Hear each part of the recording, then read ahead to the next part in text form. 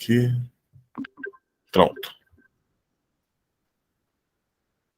Olá, bem-vindos à nossa live de saúde mental, da Clínica Social Jung Brasil, Grupo dos Jungueiros Brasília, Instituto Olhos da Alma Sã. O tema de hoje é um tema que nasce polêmico, é a polarização,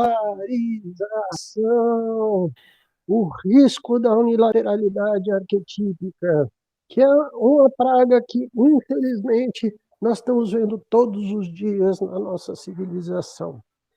Por que as pessoas estão tão radicais? Aonde é que nós escondemos a capacidade de diálogo, de aprender com o que é diferente? Por que as pessoas estão tão melindrosas, brigando com todo mundo no grupo da família? Né? Por que está tendo tanta discórdia nesse mundo nosso de Deus, que era para ser cristão? Pelo amor de Deus, que polarização é essa? Meu Deus do céu, dentro desse teor maniqueísta. Né? Uma das frases legais que eu gosto muito de Carl Gustav Jung é quando ele fala no Aion que onde há muita luz, também tem muita sombra. E por que a gente está tão polarizado nos dias de hoje? Né? Nós convidamos, para a live de hoje, duas pessoas que pertencem ao grupo do professor Silvio, o Cristiano Costa. Bem-vindo, Cristiano. Olá, Jorge, boa noite. Boa noite a todos. Bem-vindo. Maravilha, muito bem-vindo. Joel Eloy, bem-vindo, Joel. Olá, obrigado a todos pelo convite, vai ser uma honra participar desse momento. Obrigado, Jorge, obrigado, Léo, pelo acolhimento, e vamos conversar. Vamos. Professor Léo Tondato, bem-vindo. Mas existe polarização? Boa noite, pessoal! Rapaz, é fogo no parquinho todo dia. Hoje você não pode gostar do Homem-Aranha, que a turma do Hulk quer te bater.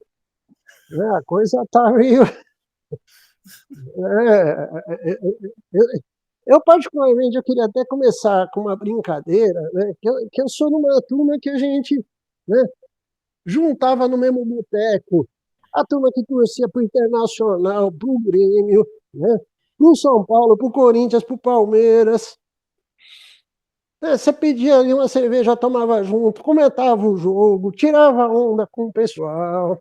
Era um sacaneando o outro o tempo todo, mas você tinha uma coisa de diálogo, até de tirar onda, de brincar, de levar a vida até com um pouco mais de leveza. É tão curioso que isso se perdeu no meio do tecido social, as pessoas estão muito belicosas, muito melindrosas, Quando aparece alguém com a camisa de outro time, já começa a vir pancadaria, ofensa. É uma coisa tão curiosa isso. E eu queria começar questionando, como é que a gente pode, eu vou jogar a pergunta para os três, começando pelo professor Cristiano, depois passando para o professor Joel e para o Léo Tondato. Como é que a gente pode compreender esse fenômeno que nós estamos vivendo, conhecido por polarização, que tanta mídia fala, tanta sociedade preconiza? Vamos lá? Vamos lá, Jorge. Que Deus nos proteja. Que Deus nos proteja. Vamos lá. Amém. Olha só. Eu acho que todos nós aqui presentes nessa live temos uma memória recente em que o mundo era, de fato, assim, polarizado. Tá? E acho que todo mundo aqui assistiu Rock Balboa. Eu sou de uma geração onde aquela canção, que é muito famosa aqui na Bahia, inclusive, a Minha Pequena Eva, né? Uma coisa assim, meu amor, olha só, hoje o sol não apareceu, é o fim da aventura humana na Terra. A música começava assim, né? E o que virou uma canção assim meio carnavalesca, na verdade, falava assim do dia seguinte, né? Aquela guerra nuclear, aqueles esqueletos desaparecidos, sendo vaporizados no ar, né? E aquilo era uma experiência do nosso tempo ali, né? Essa coisa meio preta e branca, né? Tipo, um lado e outro. Então havia ali realmente um ambiente, né? Ou a gente experimentava ali, de fato, um certo ambiente, né? Ambiente esse que parece que ao final, tipo, adormeceu apenas numa vida locadora e de repente ressurgiu de novo como sonho, né, da humanidade, mas é fato que a gente vivia assim uma tensão, como agora voltamos a esse ambiente tenso, né, de uma guerra nuclear, enfim. Uhum. Mas havia ali, de fato, uma experiência tensa, né, entre polos. Só que eu acho que a gente também experimentou, especialmente no início. Eu acho que o grande referencial é o 11 de setembro. 11 de setembro, a queda lá das Torres Gêmeas e tal, ali, para mim, representou, assim, simbolicamente, o nascimento de um mundo multipolar. Enfim, experimentamos um prenúncio de uma multipolaridade. Ainda lembro, eu sou da Bahia, né? Volto a dizer, o Caetano parece que teve o visto suspenso, porque disse que Osama Bin Laden era um homem lindo, né? Algo assim, e aí suspenderam o visto do Caetano, uma confusão danada. Mas alguém disse uma coisa também muito importante, que também há numa canção de Caetano, que os americanos se deram conta assim que eles não eram queridos, né? Eles não eram amados como se supunha ser amados e tal.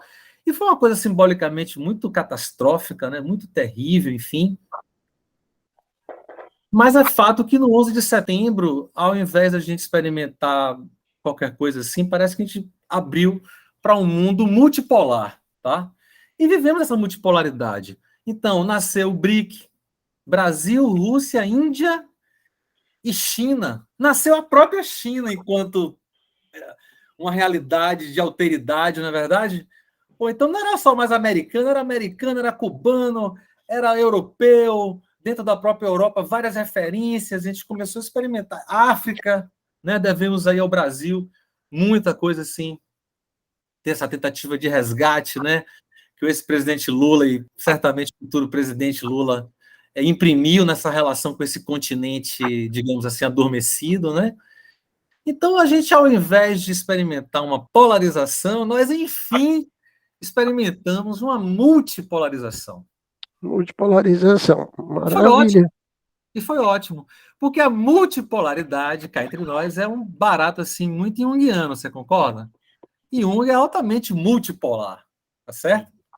E Jung é um cara que ele trouxe para a gente essa coisa de que não só esse universo arquetípico tem vida própria no sentido até mesmo de autonomia energética, simbólica, e que o eu, o ego, ele é facilmente varrido da cena, ele é muito frágil para as potências, digamos assim, arquetípicas, certo? Ele é facilmente seduzido, ele é facilmente ludibriado.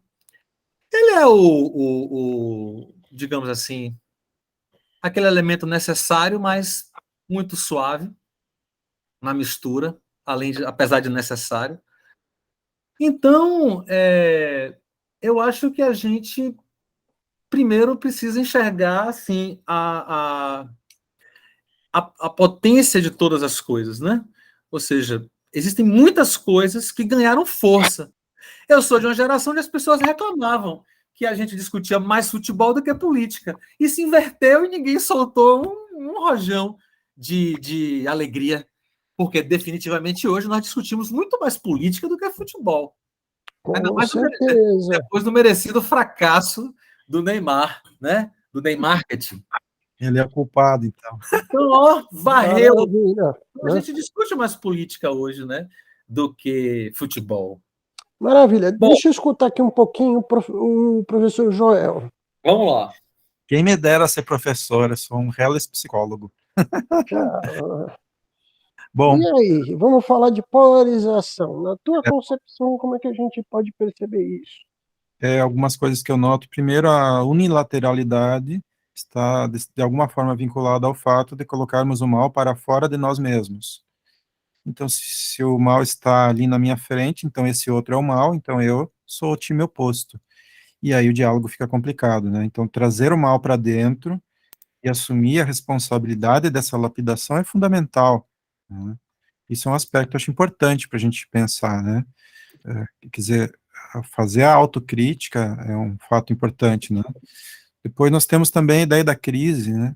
É preciso descer para esse esterco, é preciso descer, né, para o meio dessas raízes e dessa terra, né? E ali onde está extremamente desconfortável é onde eu chego no inferior, e a subida começa ali no inferior, né? Então, é um momento importante também, porque ele pode alavancar uma nova subida, por isso tem essa potência, tem esse fator de reter a energia para funcionar como uma mola, né? Então, vejo a gente aumentando essa energia, aumentando essa energia, aumentando essa energia, e a mola está cada vez mais tesa, né? Então, que esse próximo movimento seja um movimento, e aí eu lembro Jung, terceiro aspecto que eu quero lembrar, ele trabalha com a ideia de atos compensatórios, né? Então, se o pêndulo, vou pegar minha caneta aqui, se o pêndulo foi para um lado, o próximo movimento vai ser exagerado para o outro lado, né? Então, a gente não está buscando uma situação ideal, a gente vai para outra situação, né? Tão extremista quanto a que estamos vivendo agora, né? Sim, é curioso que você está entrando na terceira lei de Newton, na enantiodromia, né? O princípio constante de compensação, né? Exatamente, né? E o que a gente gostaria de viver é uma sincronicidade, não uma enantiodromia, né? Essa atitude interna precisa integrar o oposto, porque senão a gente vai continuar fazendo isso aqui, né? A hora que eu integrar os dois opostos, muda, vamos dizer assim, muda a vibe, aí eu venho mais para o centro, né? Quer dizer, a unilateralidade precisa reconhecer o diabolizador em mim, em primeiro lugar, e aí vem o aumento de consciência que Jung tanto fala, né? Muito bom, gente. Eu estou gostando do nosso começo no Incêndio no Parquinho. Tá ficando divertido. Para quem quiser botar fogo em Roma, vamos escutar o professor Léo Tondato. E aí, Léo? Eu estou chegando com uma tocha. Vamos lá. Deus me livre. Bora lá. Você ainda não está aparecendo, Jorge. Sua imagem sumiu aqui. Tá. E então, acho que a gente precisa recordar, né, até trazendo um pouco o que o Joel falou, que existe uma necessidade imperativa dessa unilateralidade aparecer, né? E quando ela está acentuada, né, ela vai ser a causa, então, de uma invasão da consciência por conteúdos justamente do inconsciente, né?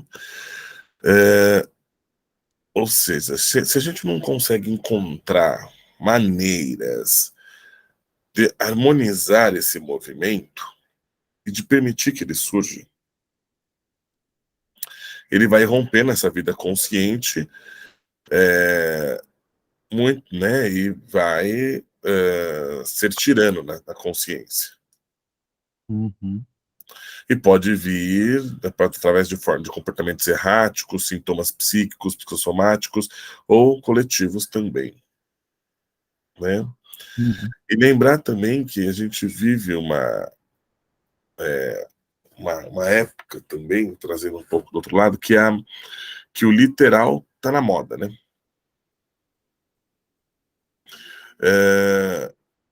Ou seja, dentro de um universo aí, Cristiano, vou pegar até com você, de um universo plural, onde a pluralidade, né, está aí presente, às vezes a gente observa uma literalidade também na moda, né, que virou moda.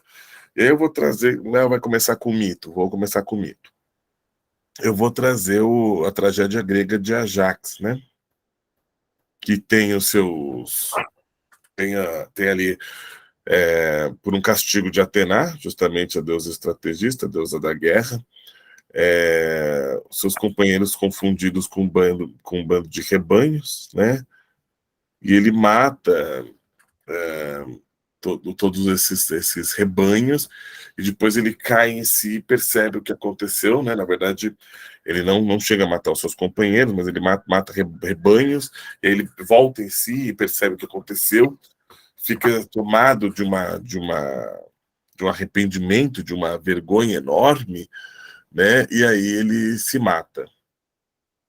Né? Como para ilustrar um pouco essa unilateralidade, o que pode, né, vir a ocorrer. Você está lá matando todo mundo, confundindo uma coisa com a outra, alhos com bugalhos, né, defendendo ele ferrenhamente sobre a espada e despojando aí do sangue, né, sem perceber um pouco do contexto maior e o que está ocorrendo ali.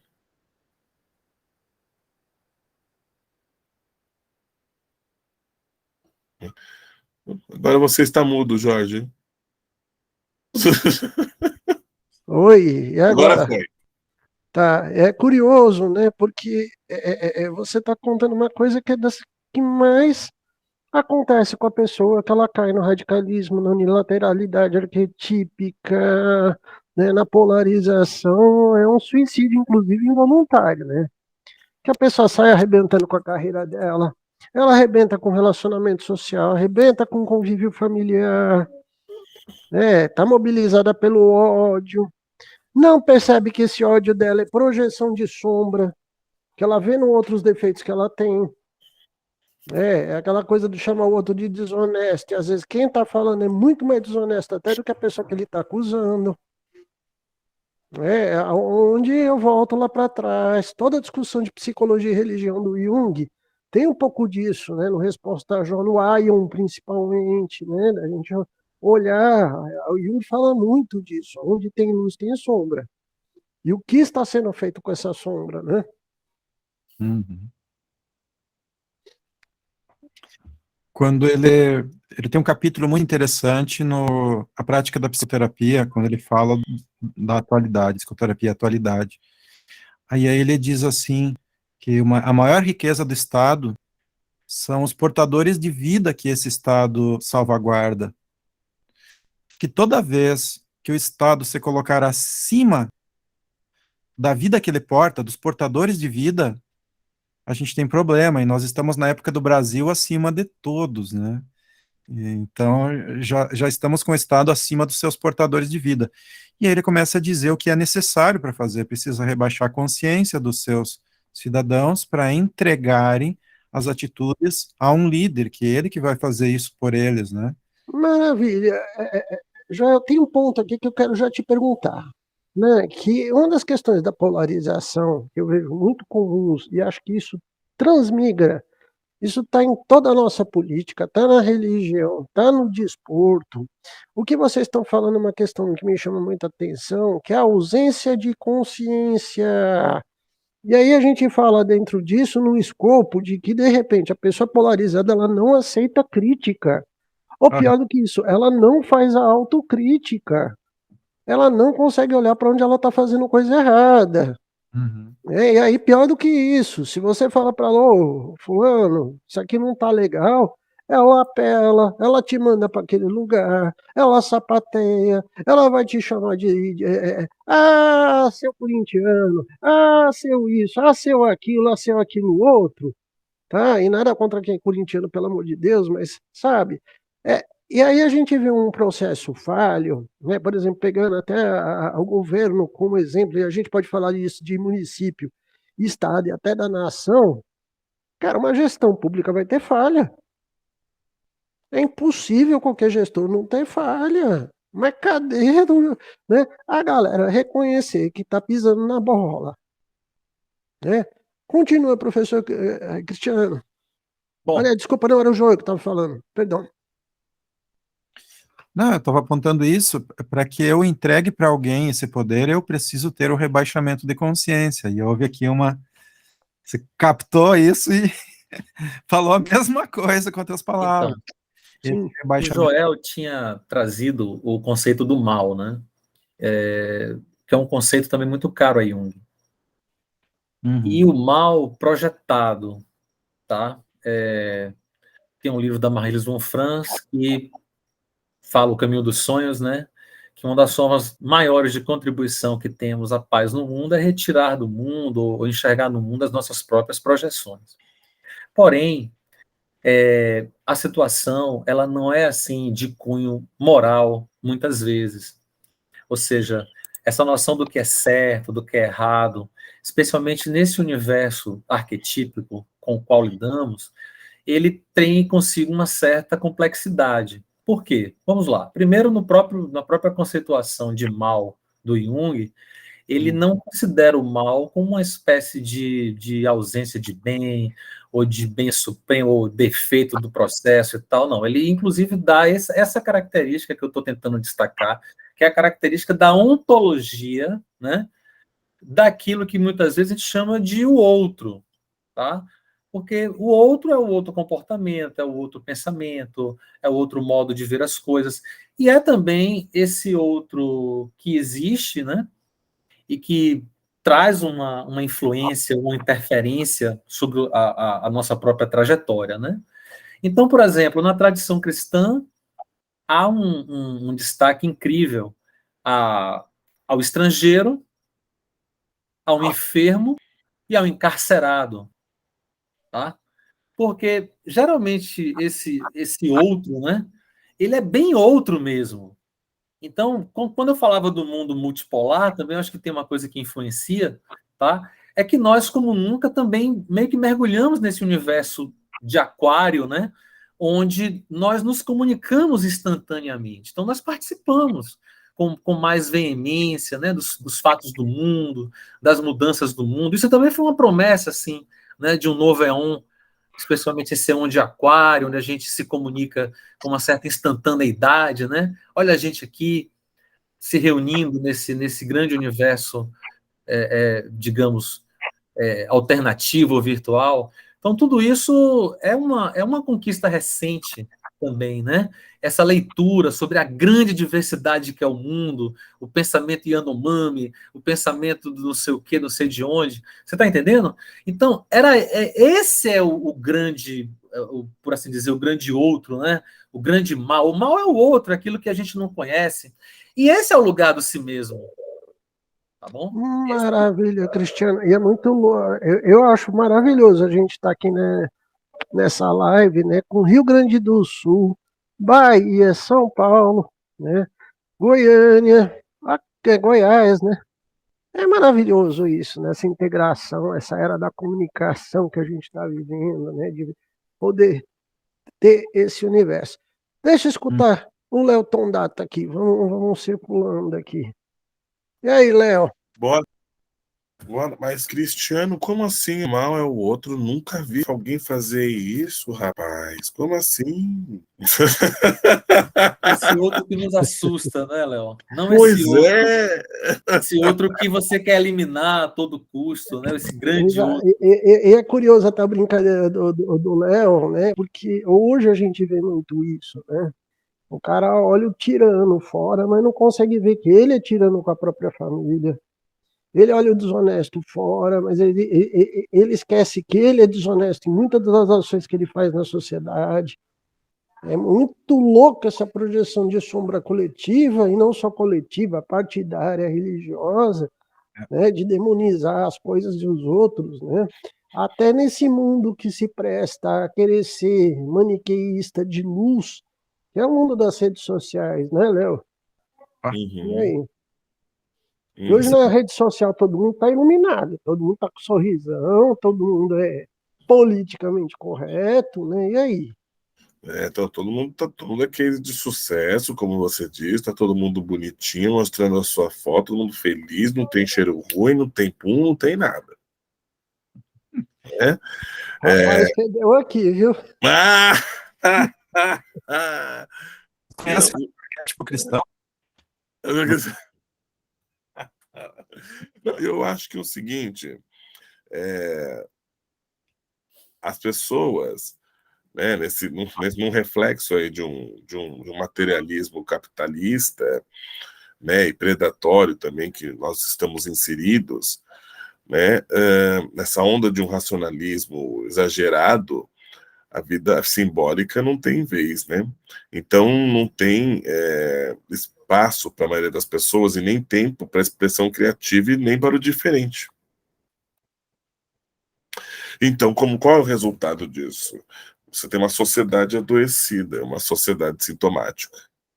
Que defende a supremacia branca, o retorno a Ku Klux Klan, o homem de bem armado de metralhadora, que acha homem de bem de metralhadora não tem nada melhor no mundo, né? É quase que a grande prostituta virgem, né? Oh, meu Deus do céu.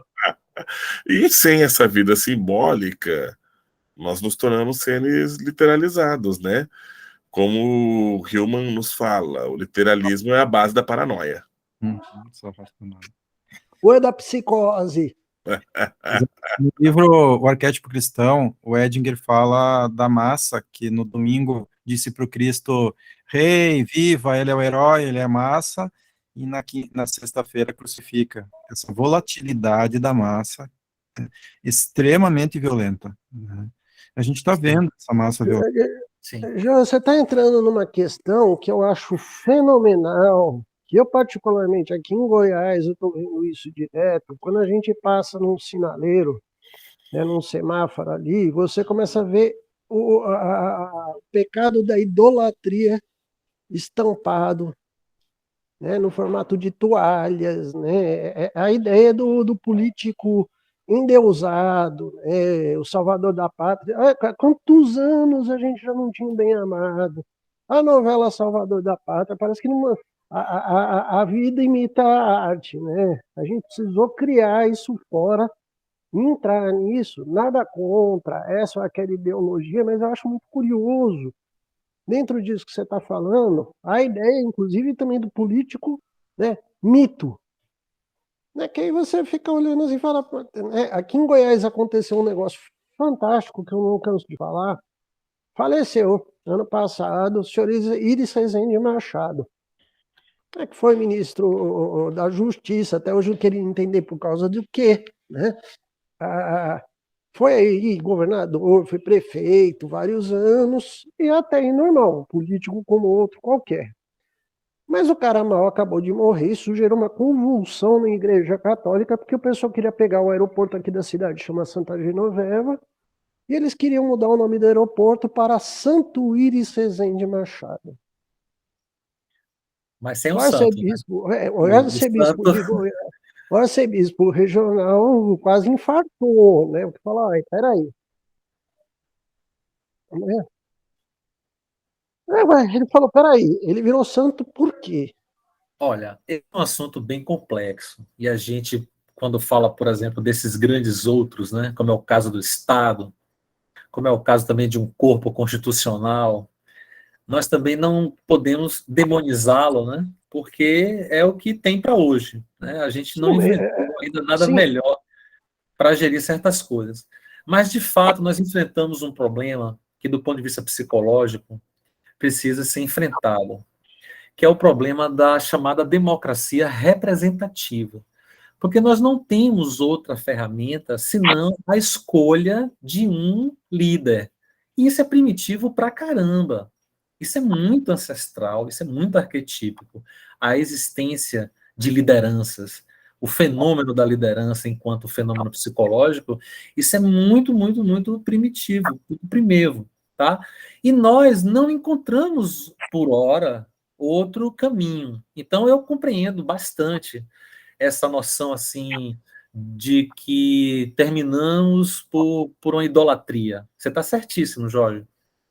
Mas, assim, a gente precisa, de fato, repensar esses modos da representação democrática. Porque, por exemplo, uma discussão muito mais consistente do que a discussão da disputa presidencial, ainda que a gente saiba que é uma disputa muito fulcral para o Brasil, é a disputa das câmaras, dos congressos, né? Que, infelizmente, a gente vê que deveria ter esse caráter representacional. Isso é um fenômeno altamente psicológico. E eu canso de dizer, a representação ela quebrou em todas as ciências humanas. Quebrou na psicologia, quebrou na antropologia, ou seja, ela não é apenas o único modo de ver as coisas. Mas, se não é essa representação, o que temos para poder dar vazão a esse processo, digamos assim, mais coletivo. Maravilhoso, muito bom. E aí, Léo? Eu tava achando que você ia empurrar a bola para mim mesmo, sabia? Sem prejuízo, claro, do que o Joel estava dizendo, que é a nossa parte, né? É. Parte do individual. Mas isso também não limita a psicologia analítica, porque também aquele mito do beija-flor, aquilo ali não existe. Aquele mito do mestre iluminado lá no Himalaia, tendo o pensamento correto, iluminando o resto do planeta, se aquilo existe, existe ao mesmo tempo agora, né? De outras coisas que tensionam, né? Que torna conflitivo o processo. Uhum, É que exato. ninguém chegou perto desse mestre para descobrir que ele não usa desodorante e não toma banho há meses, né? Então o cheirinho é muito gostoso, né? É o que eu falo da gente transmigrar a visão do humano, né? É onde a gente vê esse problema gravíssimo. Isso está na nossa religiosidade. A gente vê líderes religiosos aí tratados como divindades, né? O cara passa o lencinho na testa lá e custa R$ 500 o lenço com o suor do líder. É complicado, né? E esse pensamento mágico que a gente vê meio bem pueril, né? Resgatando aqui a Marie-Louise von Franz, né? O Para Eternos, né? A gente percebe aquela coisa muito mágica, né? Muito, vai me curar, vai me salvar, vai resolver todo o problema do país em questão de meses. Oh, que delícia, né? Só que não. E aí, Léo? E que delícia que o outro vai prover, né? Eu vou voltar para o Jardim do Éden. Uhum. Né? Eu lembro do Jacobino, Saudades do Paraíso. Eu volto para o Éden, eu volto para o mito do Eldorado, eu volto para o lugar onde vão me prover, onde vai estar quentinho, vai estar gostoso. Eu não vou nem precisar, porque belíssimas mulheres me darão uvas na boca. Uhum.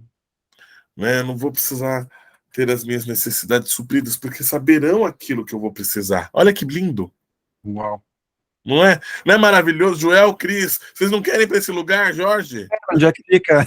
Olha, aqui é uma Tô cidadezinha fora. aqui do lado chamada Tomara, Professor. sabia? É a ilha de Circe. Exatamente. Quer dizer, toma cuidado também.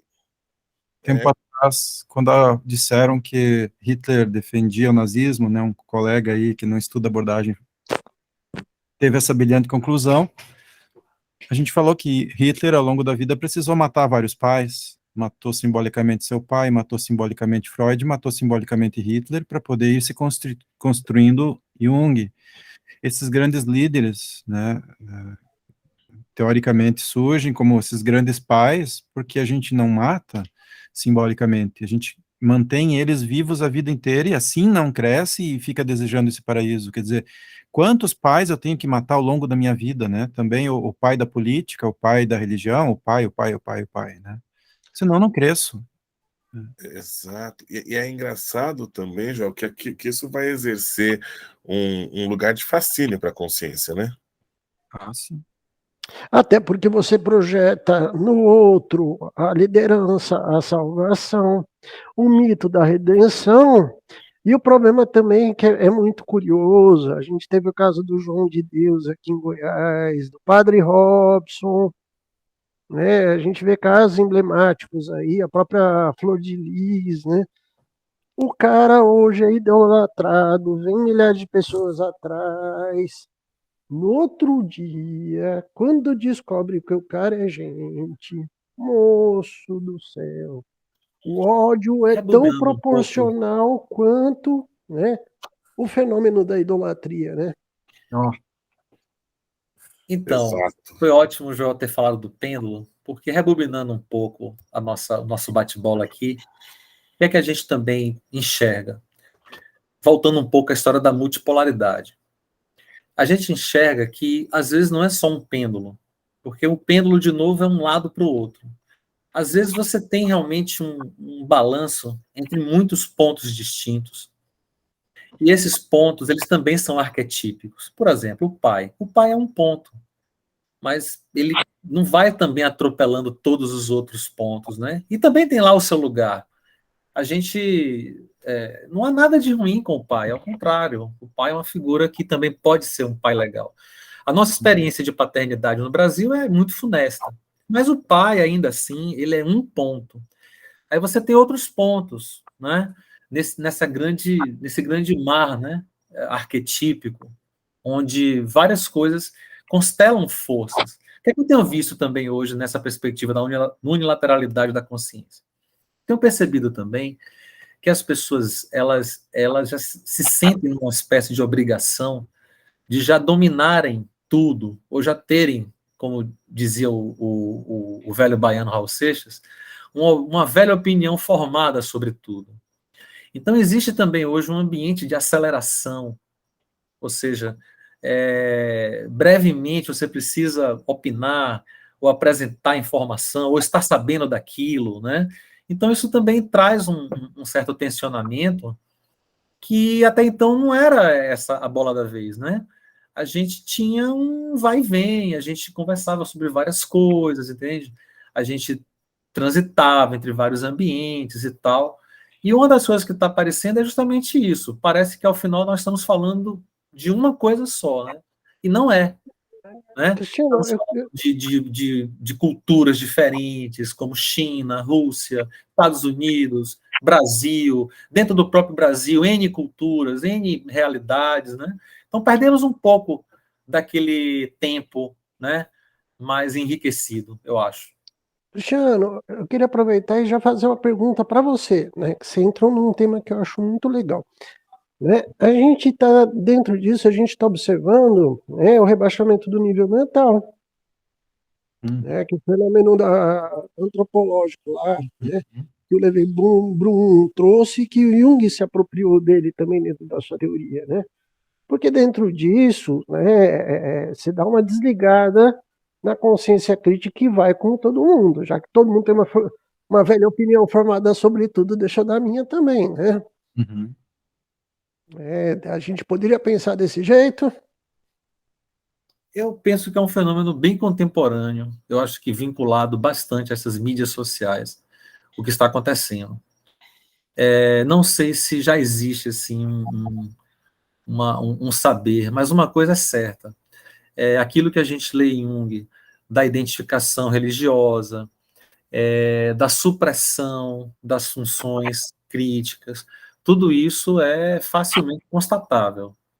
Então, é um ato de fé, é uma coisa totalmente dentro desse território do irracional, e eu acho que é por isso que é importante estarmos aqui falando sobre isso, né? Porque essa suposta irracionalidade, quem sabe não guarda esse pai estraçalhado aí, e que de repente, aparentemente, se reconfigura, né? Numa figura bizarra como essa. Eu sempre destaquei até a característica da paternidade que foi constelada recentemente, né? O número 4.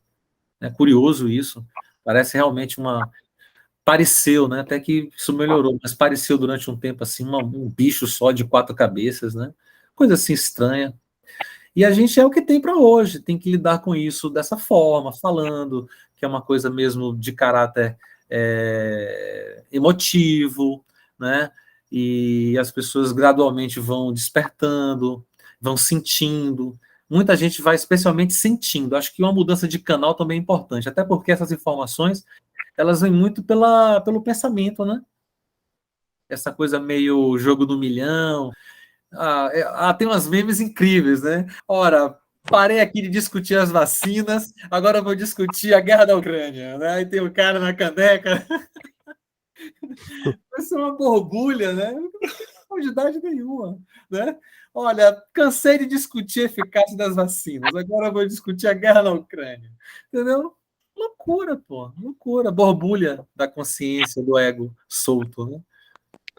Maravilha. Eu queria aproveitar que eu sempre questiono, até a gente relendo outro dia aí o Psiquiatria Junguiana, Henrique Calfiers, né? No segundo capítulo, ele entra nessa questão do risco da unilateralidade arquetípica, trazendo isso como um dos fatores da etiologia, inclusive até da esquizofrenia, da loucura. A gente percebe que tanto é que essa pessoa radical que a gente vê hoje, fundamentalista, religioso, do desporto, político, chega num certo nível que você fala, cara, esse cara tá doido. O cara vai brigar com a família inteira na rede social para defender um idiota dentro da política. Não que esse idiota vocês podem achar que tem vários, viu? Mas sabe essa coisa do. É muito. O cara vai estragar a festa de Natal da família inteira. Uhum. Né? Batendo boca com quem não precisa. Gerando indisposição. Né? Espancando o cara que ele encontrou lá no primeiro andar do prédio. Né? Sabe? É uma coisa totalmente ensandecida. Né?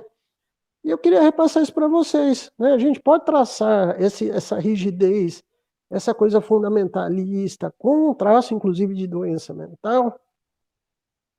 Vai. Sem dúvida, Sim. sem Sim. dúvida.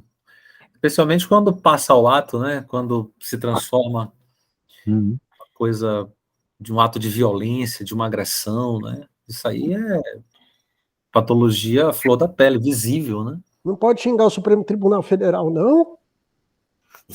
Então, né? Essa perspectiva de bem contemporânea, né? De pegar certas premissas, né? E pervertê-las, né? Então você tem certas premissas que fica sendo empurrado como se fosse aquilo e não é aquilo, né? Por exemplo, a tal da liberdade de expressão, não tem nada a ver. Qualquer pessoa com bom senso sabe como é que é constituída uma república, né? Então, Uhum. se você quer inventar outra coisa, então invente, conquiste, né? Mude e tal, mas assim, a queima-roupa não funciona, né? Eu lembro que em 2008 eu dizia que a sociedade A- estava se psicotizando, e de lá para cá eu adendo, eu digo que a sociedade está se psicopatizando.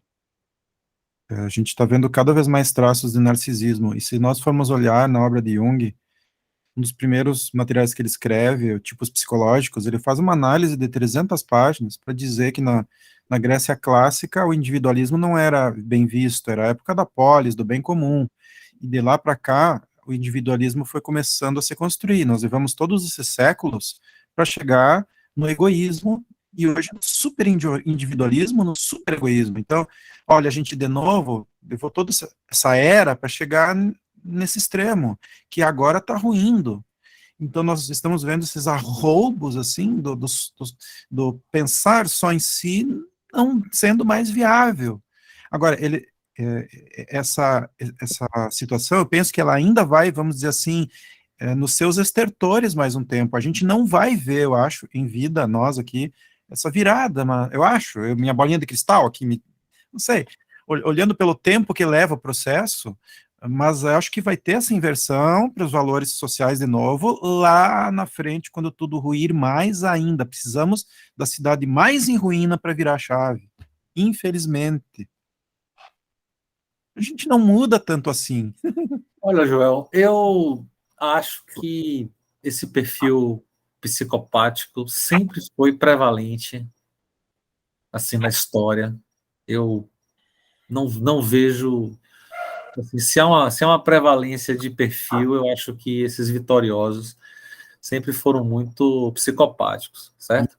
E a gente assiste essa eterna reencenação, né, Uhum, dessas personalidades uhum, que se opõem ao bem comum, tá certo? uhum, A gente tentou, né, através de um modelo, construir uma repartição do poder, digamos assim, né? uhum, Mas o próprio poder, como alguém falou aqui, o capitalismo, né?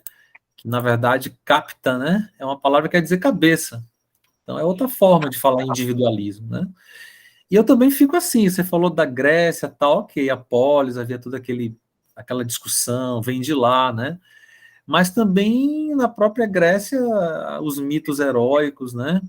Os heróis fazendo tudo pela pela pela eternização, ainda que do bem comum, né? Mas já estava ali o germe da liderança, que eu trouxe há pouco, que Léo está nos devendo aí uma digressão sobre o fenômeno da liderança enquanto fenômeno psicológico, tá certo?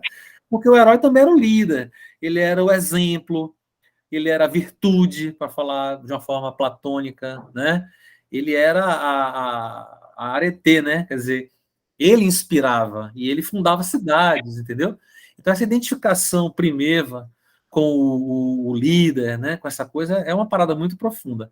E que a gente precisa questionar, porque já temos como fazer isso, tá certo? Mas a bola tá com o Léo aí, que tocou alguma coisa sobre... Léo, você foi evocado. Vamos lá. Bora! Estou me sentindo evocado, me senti já um espírito, vou baixar aqui. E o que acontece? Eu acho que, pegando um pouco o gancho do Joel, eu estou fazendo individuação ou individualização? Primeiro questionamento. Uhum. E pegando também o Cris, eu acho que são modelos, né? E até que ponto, acho que é isso que tem que pensar.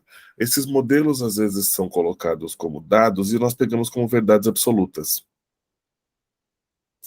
Né? Quer dizer, a própria questão do herói, Cris, quando eu vou falar do herói e pegar até a questão do câmbio, eu falo, gente, existe só uma forma de ser herói, então? Uhum. Porque não é uma unilateralidade, se eu estiver falando de uma só forma de ser herói? Né? Eu não tenho um herói trickster, por exemplo? Ele também não pode ser herói? Uhum. Ele não pode integrar a diversão, a traquinagem, a responsabilidade? A gente tem isso no mito africano de Exu.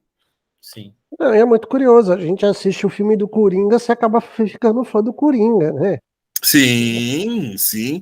O anti-herói, quer dizer, só existe Tô uma doido para sair o segundo aí. Vem aí o segundo. Vamos ver o que vai ser, né?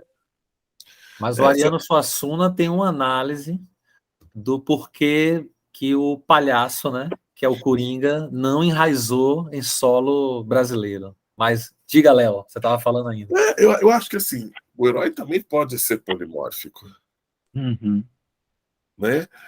E essa questão de defender essa unilateralidade de uma forma bélica, eu vou falar assim, quando o Ares pisa no campo de batalha, ele vem com seu filho, né? Com os dois filhos, Phobos e Deimos, né? A fobia, o medo e o terror. A quarta filha deles, o terceiro filho, né, Anteros, falando do... Não é Anteros, perdão, gente. Falando da lógica, o terceiro filho fala um pouco da lógica, e o quarto filho, que é a filha, na verdade, é a harmonia. Então, acho que é um pouco desse movimento que o Joel falou para nós.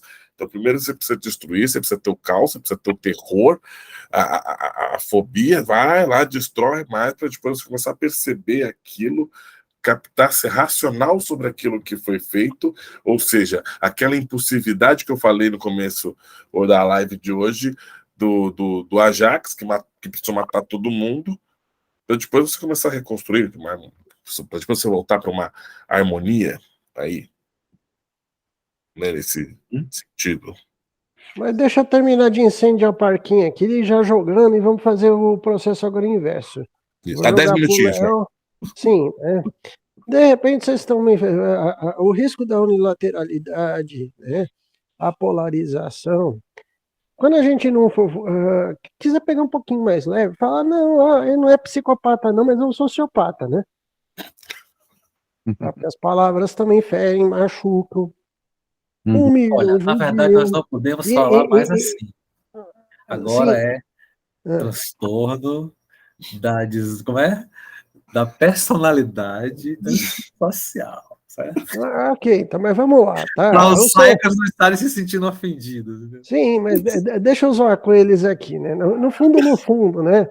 A gente percebe a pessoa muito narcísica, distorce a realidade dentro das suas crenças, não percebe o mundo à sua volta, inexistência de empatia, solidariedade e caridade nunca, tá? Porque eu tenho que ter um adesivo no meu carro para falar que eu odeio o mundo, né? E o curioso dessa história toda, dentro dessa distorção gigantesca, frente ao outro, frente ao mundo, né?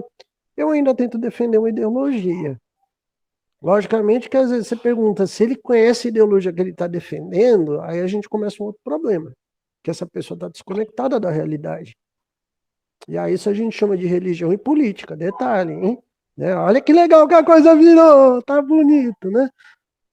E aí, como a gente pode, para as pessoas que estão nos ouvindo aqui nos últimos minutos finais, o que a gente pode deixar para a pessoa não cair nisso, né? É ter um pouco mais de contato com o quê, tá? Porque a gente está falando do problema e para tentar, né? Para quem está ouvindo a gente, né? Como é que a gente pode aliviar um pouco isso, hein, gente? Olha, Jorge, eu vou dar, assim, acho que minha contribuição, né, maior nessa nossa live, que eu acho que eu vim defendendo esse aspecto mais multipolar, né, ou seja, as várias forças que existem no campo, não apenas duas, mas muitas, tá? Relembrando a Suíça de Jung, que decide tudo através de votações em comunas. A Suíça de Jung ficou fora da Segunda Guerra, conseguiu manter neutralidade, tá? A experiência de Jung na própria Segunda Guerra foi também uma experiência marcada por esse lugar de ser suíço, né? Dentro de uma Europa em chamas, né? E em sangue. Então, o que acontece no modelo suíço? Acontece um modelo de maior participação das pessoas em decisões menores, gradativas, cotidianas, sabe? Vai fazer um túnel? Não, não vai fazer não. Vai fazer, ou seja, a participação nos processos de discussão. Eu acho que esse é um ponto. E aquela qualidade essencial, que é a qualidade da escuta, a qualidade da percepção, a qualidade do reconhecimento do outro, porque ninguém nunca gostou de reunião de condomínio, reunião disso ou daquilo, de participação, porque esse espaço do coletivo é um espaço tenso. Então, acho que nós devemos fortalecer esses processos de escuta mútua para sair desse buraco que a gente está. Muito bom. Joel, Bom, eu aqui penso que é uma série de coisas, né? Mas tentando ser sintético, penso que esse universo desse masculino agressor faliu. Se vocês observarem, faz uns 10 anos que nos filmes, no cinema, na arte, agora é a heroína. A heroína ocupou o lugar. A alma está tentando reagir, lutar contra isso. Nós precisamos recuperar o feminino, a sensibilidade, colocar a arte e a cultura em primeiro lugar para combater a sombra, que é o oposto da cultura. Então, a cultura é a principal ferramenta, por isso ela é a primeira coisa a ser atacada. E está muito atacada. Então, recuperar a cultura é criar espaços pequenos, comunitários, nos quais as pessoas se conheçam, e ali tentar produzir bolsões de cultura, bolsões de acolhimento, bolsões de escuta e expressividade do descontentamento, porque é para ânima sombria poder ter lugar e se expressar. E é a partir dali que, de alguma forma amorosa, a gente precisa encontrar uma solução para combater o poder. É o amor que precisa combater isso, não cairmos no mesmo problema que estamos denunciando e sofrendo. Então, o resgate do feminino, penso que é a solução para esse masculino babaca que está nos seus estertores, espero eu. e Joel, aí é que ele sofre de impotência grave, né? Tá? O problema é a impotência aqui, ó, esse é o problema, né? É isso aí. E aí, Léo? Eu ia falar justamente quem que foi a grande amante do Ares, Afrodite, né? Uhum. Então, veias mais pelo amor, né? Justamente nesse sentido, resgate. A própria Afrodite é uma deusa alquímica, né? Que pode transformar e transmutar também. E acho que o reconhecimento desse médico e monstro, não só projetado no outro, mas em nós também. Em nossa real capacidade humana, nós somos médicos e monstros também. Primeiro passo. Né? Eu posso curar e eu posso ferir, denegrir e matar. Uhum. Acho que é importante o reconhecimento, claro que angustia, óbvio, mas também esse reconhecimento nesse lugar nosso também é importante. Maravilha, Léo. Eu vou pedir, né, as considerações finais, né, a gente fazer nossos agradecimentos, tá? Quero agradecer, foi maravilhosa essa live, acho que tem muita coisa para a gente pensar. Pelo amor de Deus, quem está nos escutando, quem está nos vendo, se você está radical demais, flexibiliza, pelo amor de Deus, não seja um sociopata, não seja uma pessoa alienada. Acho que tem muita coisa legal para a gente aprender com quem é diferente. É muito legal a gente poder dialogar, transitar, né, aprender com coisas novas, com pessoas diferentes. Guarda metralhador, homem de bem, faça amor, não faça guerra. Já cantava toda a nossa geração dos anos 70, né? E aí quero ouvir as palavras finais de cada um de vocês para a gente poder encerrar, por gentileza. Bom, só por causa da sequência, né? Quero agradecer demais, Jorge, a você esse convite. Um prazer estar aqui, conhecer você, conhecer o Léo aí. O Joel já é um parceiro antigo de algumas trajetórias. E a gente fica feliz de poder ver a psicologia analítica debruçada sobre questões contemporâneas, tá? Siga em frente. Já tinha escutado falar muito do instituto que você integra, né? Do trabalho do Olhos da Almaçã, vários colegas que fazem parte daí em Brasília e no Brasil todo, viu? E parabéns e vamos em frente. Conte comigo quando você precisar. Maravilha, muito obrigado. Também agradeço lembrarem da gente, né? Provavelmente o convite foi através do nosso grupo que estuda Jung e política, né? Então a gente já vê também um fruto daquele grupo, né, se espalhando, e nesse grupo a gente conversa justamente sobre essas coisas, né? É um ano importante para a gente pensar isso, né? E aqui e ali construirmos, onde estivermos, esses bolsões que eu falei, esses bolsões de consciência, né, para sairmos desse rebaixamento coletivo e prepararmos-nos, porque de alguma forma ou outra, prego que se destaca leva na cabeça. Se a gente começa a trabalhar isso, né, o coletivo, aquela massa, vê isso como uma ameaça a ela própria, né? Então, é por isso que é importante esse amparo, esses espaços também de discussão entre iguais, às vezes, eles têm esse ar de esperançar, de curar feridas, né, de caminhar junto. Obrigado por tudo, obrigado por esse espaço, também para expressar a minha sombra e o meu feminino nesse sentido. Muito bom. Professor Léo. É sempre um prazer, gente, estar aqui pensando. Como eu falo, sempre trago aí o lado mítico da coisa, que eu acho que pode nos auxiliar, individual e coletivamente, sempre, né? É sempre um prazer, né?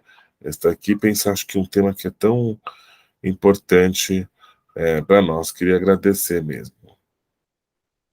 Maravilha, pessoal. Eu quero deixar de novo reiterado os meus votos. Que você possa ser uma pessoa com o coração um pouco mais aberto, menos belicoso, menos surtado. Por favor, quando você vê alguém que não torce para o seu time, não vai votar no seu candidato, não escuta a mesma banda de música que você, por favor. Às vezes ele também pode ser uma pessoa legal. Tenha carinho pelas pessoas, tá? Não morda, por favor. Tá bom? Maravilha. Até a próxima live, gente. Valeu! Deixa eu interromper aqui.